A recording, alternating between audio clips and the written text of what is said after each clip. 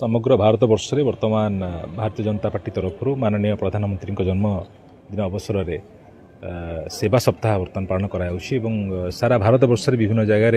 रक्तदान शिविर सफाई कार्यक्रम स्वास्थ्य शिविर अनेक गुड़िए सामाजिक कल्याणमूलक कार्यक्रम चली से अवसर में कोरी निर्वाचन मंडल मुगुपाल कॉलेज ठारे एक रक्तदान कार्यक्रम आयोजित होती वर्तमान जो मैंने रक्तदान दौरान देवे समस्त शुभेच्छा जनाऊँ धन्यवाद जनाऊँ कारण रक्तदान ठार महदान आउ कि ना गोटे मनुष्य को बचाई यदि रक्त ठार कौन बड़ जिनस ना विज्ञान सबकि तैयारी कले रक्त एपर्यंत तैयारी करें गोटे मनुष्यर रक्त ही गोटे मनुष्य को बचाई पारे तेणु आज ये जो महत् काम कर जो मैंने समस्ते आसुँच रक्तदान दौरान समस्त को जो आमर देवदुर्लभ कर्मकर्ता माने आयोजन कर समस्त को धन्यवाद जनाऊँ। जन्मदिन अवसर में सेवा पक्ष चली